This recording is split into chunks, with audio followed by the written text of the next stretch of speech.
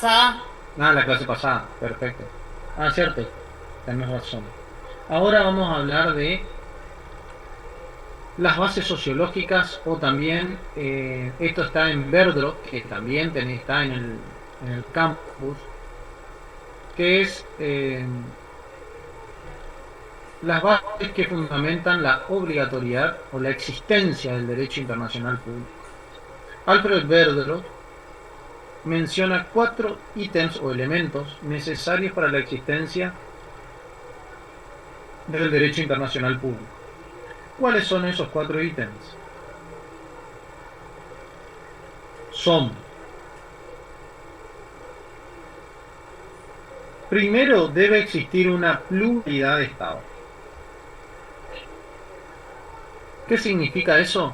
Para que exista derecho, propiamente el derecho internacional, deben existir dos o más estados independientes uno de otro, o sea, soberanos, que nos den lugar a la existencia de este derecho, de un derecho que pueda regular las relaciones entre estos sujetos. Luego, como otro elemento, tenemos la soberanía estatal. ¿Qué significa esto? Que estos estados sean independientes unos de otros, que se reconozcan su soberanía o su independencia a la hora de crear este derecho internacional, ¿sí? Y de relacionarse. Tienen que ser independientes uno de otro. Y luego, el tercer ítem o elemento habla del comercio internacional. Este comercio internacional debe entenderse como el conjunto de relaciones existentes entre estos dos estados. Al hablar de comercio internacional, no solo estamos hablando del comercio económico, sería, o del intercambio de productos o de bienes entre estados, sino también transacciones o circulación de personas, bienes entre estos estados, que hacen a la relación propiamente dicha de estos sujetos entre sí. Y por último, principios jurídicos coincidentes para que exista este derecho internacional público. ¿Qué significa esto? Que este principio jurídico coincidente significa que las normas o los institutos del derecho sean conocidos por todos estos sujetos del derecho internacional, que sean común para todos, que sean común un contrato, que sean común normas obligatorias entre los sujetos del derecho internacional, que cada sujeto conozca de estos derechos, del enriquecimiento ilícito, de lo que son la validez de los contratos, que esto se va a trasladar a la validez de los tratados. Por eso decía Verdros que para que exista el derecho internacional público, tiene que darse o tenía que darse esos cuatro elementos.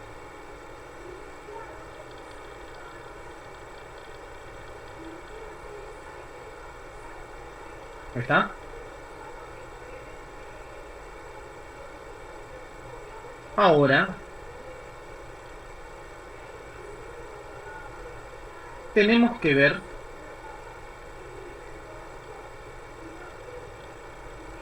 Hugo Grocio y Vittoria Vimos, ¿o no? No, ¿eh? La visión trialista vimos. No, disculpe, profe, no, eso nos dijo la clase anterior que lo íbamos a ver hoy. Ah, bien. A ver, la visión trialista, ¿qué significa? Para que se entienda y para poder ir dilucidando y analizando qué sería el derecho internacional público. La visión realista es el análisis o la visión, sí, el análisis que se debe hacer de la norma escrita. Sí, profe, eso lo explicó el otro día en la clase ¿El anterior. qué? Sí, sí, Que que es la norma tiene que eh, que el punto de vista diquelógico, normológico y sociológico. normológico, exactamente, sí. Perfecto, con ejemplos, con todo. Sí, sí, sí, sí, ¿Sí? sí. Bien, entonces, ¿y les quedó claro?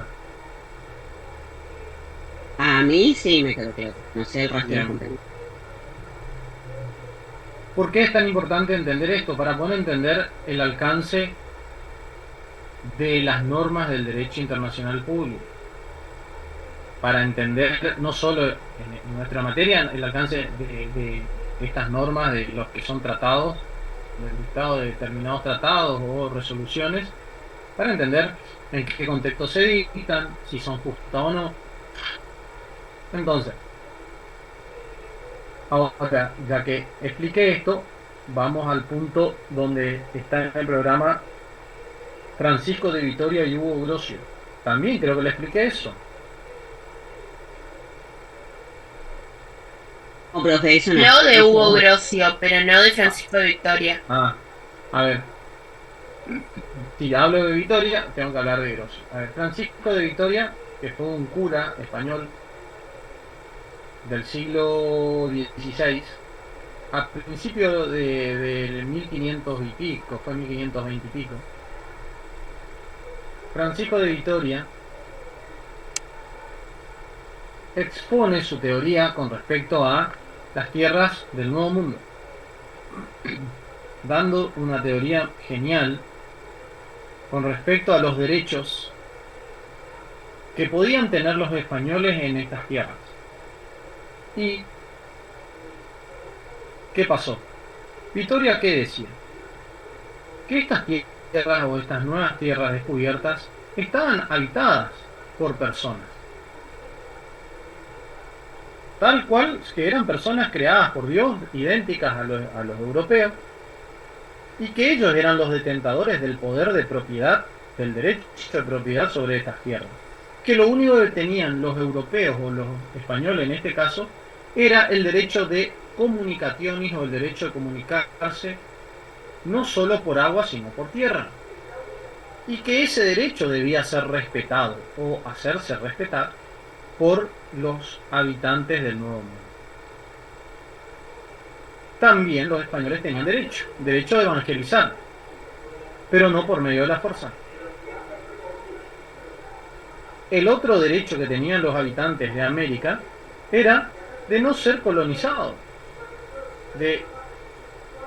Tenían derechos y obligaciones, derecho de no ser obligados a evangelizarse, no ser colonizados, pero tenían la obligación de respetar el libre tránsito en su territorio. Cosa que, si después esta teoría se vio aplicada en muchos lugares en relación a la evolución de la ocupación de los territorios en el mundo. Porque una cosa era descubrir, otra cosa ocupar y otra cosa la ocupación efectiva. Pero lo que vino a hacer Vitoria vino a dar un concepto del ius intergentium. Perdón, del ius gentium. Y él lo definió como la recta razón natural establecida entre todos los pueblos. Ius gentium es la recta razón natural establecida entre todos los pueblos.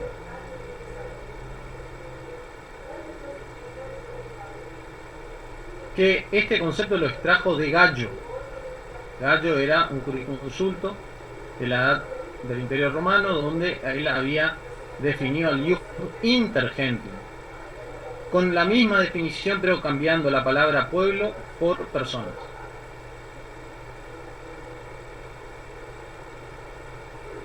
Y ahí surge, para Vitoria, que era el derecho de todas las personas, de todos los pueblos, de respetarse, el derecho de gente. Obviamente que los españoles se opusieron a esta teoría y no la respetaron, porque obviamente iban contra sus intereses económicos. Luego, varias décadas después, surge Hugo Grocio, un holandés, asesor de las compañías navieras encargadas de navegar los mares para descubrir nuevas tierras. Y él aplica una teoría que se usó hasta no hace mucho. Él decía, a ver, acuérdense que el mundo se había dividido en dos, entre Portugal y España, el resto quedó no muy contento y en desacuerdo con esa división. Entonces, ¿qué hicieron? Igual se largaron a la aventura de descubrir nuevas tierras, siempre y cuando no esté habitada por otros habitantes de otro rey. ¿Qué pasó? Hugo Grocio, ¿qué dice? Él escribe dos libros, El derecho de la guerra y la paz y el Mare Liberum. Pero principalmente el Mare Liberum, él también se opuso a la división del mundo, división del mundo en dos, que el mar también se dividió en dos y estaba bajo la autorización de navegar pidiéndole a Portugal o a España. Entonces, ¿qué hizo Grocio? Él dijo, fuera de la circunscripción o de la jurisdicción de las aguas que bañan los territorios de ultramar,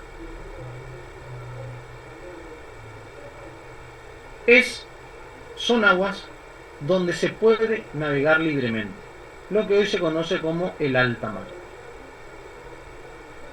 Solo se debía respetar determinada distancia de la costa a aguas profundas correspondiente a las costas o de los países que daban al mar. Pero después, el resto del océano era libre de navegación, libre de todos los estados del mundo.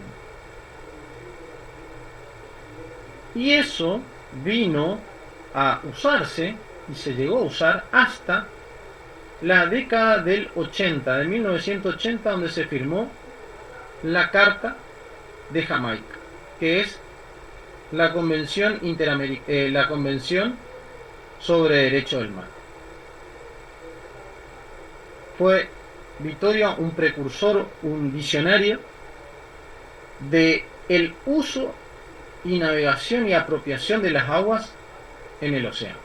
Lo que hoy conocemos como lo que es el mar territorial o la zona económica exclusiva, estas 200 millas, sin ningún tipo de medición o de explicación de hasta dónde llegaba la jurisdicción de los estados ribereños, Victoria ya lo expuso de manera clara en su trabajo a los fines de defender las posesiones holandesas en América. ¿Está? Y luego, el otro punto del programa, aparece la codificación. Profe, le hago una consulta porque yo estaba Sí. leyendo el libro de Costa Ruda, ¿puede ser? Sí. Sí, que él decía que en una parte del libro que el creador del derecho internacional era Cosio, no, ahí, Grocio. sí, Sí. a través A de ver, ese, los autores, algunos dicen que es Grocio, otro Victoria, bien, una pero, cuestión generacional. ¿Cómo? pero para esta cátedra lo tenemos que tener como lo dijo usted recién, que en realidad es Victoria el... Victoria, sí, a ver, ojo, no hace falta que la cátedra dice Victoria, los dos son los grandes expositores del derecho internacional público. Bien. Los visionarios del derecho internacional público que plantearon temas que otros no lo planteaban y que, si uno se pone a analizar la idea de Victoria, perdura hasta hoy en día. Que serían los pueblos Grocio es originarios. posterior. Grocio sería ¿Cómo? posterior a Victoria. Grocio sí, posterior a Cosio. Victoria. Grocio, Hugo Grocio, posterior a Victoria. Ah, bien. Gracias, profe. ¿Entienden? ¿Mm?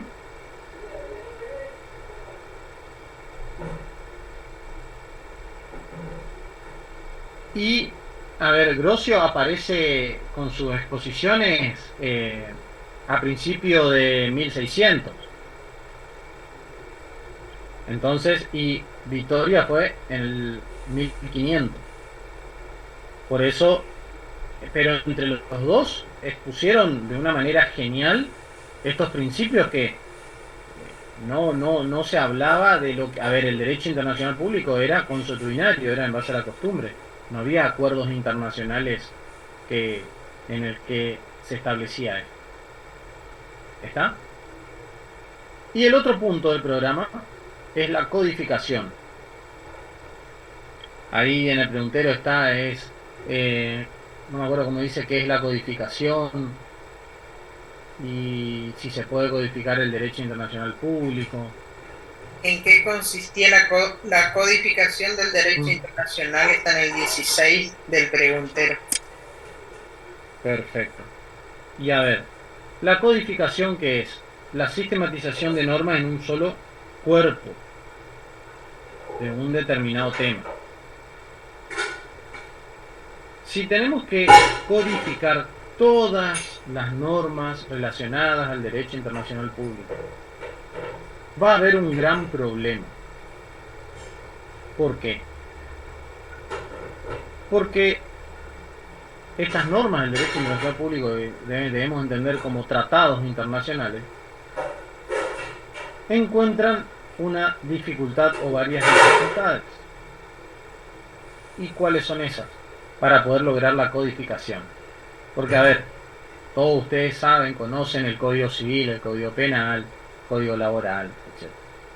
Pero que ese código es el conjunto de normas destinada a ese tema. Que ese conjunto de normas es de carácter general, coercitivo en algunos momentos, de carácter imperativo. Pero en el derecho internacional público tenemos un gran problema. Que este conjunto de tratados, normas, llámenlo como quieran, acuerdos, resoluciones de organismos internacionales, no todos los estados están obligados a cumplirla. ¿Por qué? Por esta teoría voluntarista que hablábamos hoy, que hablamos en la clase pasada. La codificación en el derecho internacional público tiene un problema, dos problemas. Uno es que los estados se van a obligar cuando ellos quieran. Acá aparece el elemento tiempo. No es que están obligados sí o sí porque se aprueba un tratado, todos los estados del mundo están obligados a cumplirlo. No, porque si no expresaron su consentimiento no están obligados. Y el segundo problema es, les dije, el tiempo. ¿O no? Es el momento en que van a expresar su consentimiento. Que puede ser que pase muchos años para que un Estado exprese su consentimiento en obligarse a un tratado. Entonces, la codificación del derecho internacional encuentra dos problemas. Es ¿a qué me voy a obligar? ¿Y cuándo me voy a obligar? El ¿a qué me voy a obligar?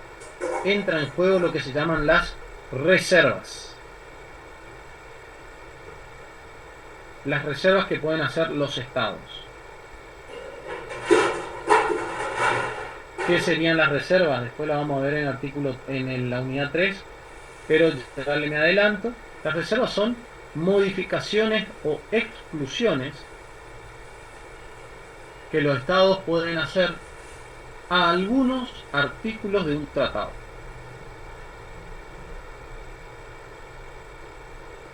Antes de obligarse al tratado, ellos pueden decir: yo voy a hacer una reserva, o sea, de modificación del texto de un artículo, de un tratado, o la exclusión,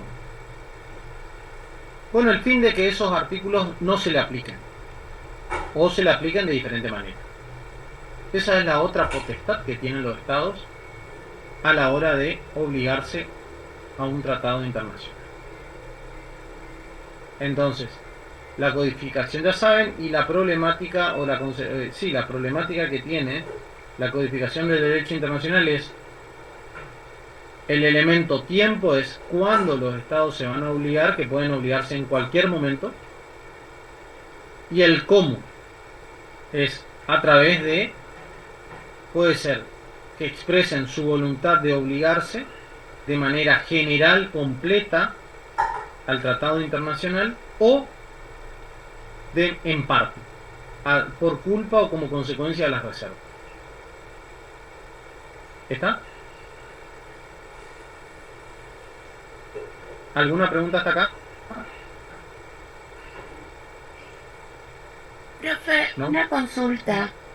Yo estaba mirando también los videos que están en el aula Sí. y al hablar de las reservas, el profesor decía de que primero tiene que pasar por el Congreso Sí, y todo eso. a ver, Congreso, eso yo no me voy a meter todavía sí. y no te quiero explicar por qué tendría a generar confusión en el Ah, resto, ok. porque yo hablé muy por arriba de reservas, porque cuando hablemos de reservas tenemos que hablar puntualmente de la unidad 3 de tratados internacionales, de cómo se celebran los tratados y cuando un Estado puede o el Estado argentino puede realizar reservas. De qué tipo de reservas vamos a hablar, Claro. en qué momento entra en vigencia, qué control o quiénes hacen al control de las reservas hechas por los otros estados, si hay un tribunal constitucional en Argentina o no. Todo eso ya lo hablaremos en la unidad 3. Yo solo quería saber si el tiempo usted se refería al tiempo de que cada estado se toma al ver el tratado. Pero, a ver, un estado se puede tomar años, décadas, de ver el tratado, de analizar un tratado, de obligar al tratado. Motivos muchos. Uno de los motivos puede ser el cambio de gobierno o la nueva conformación de las cámaras en las elecciones cada 2 años. Depende si tenés mayoría o minoría. Pero en sí, esos son algunos de los problemas que encuentra la expresión de obligarse a un tratado. ¿Está? Sí, profe, gracias. Bien. Bueno, vamos a llegar hasta acá, que tengo que hacer unas cosas. Ya en la clase que viene vamos a seguir con lo que es la otra parte de la unidad 1, que es historia. La parte histórica de la comunidad internacional, que eso está todo en el capítulo 2 de Juan Carlos Puig, que está también en el campo.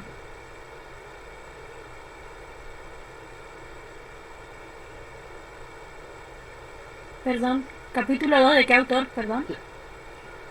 Juan Carlos Puig. Gracias. Dale, profe.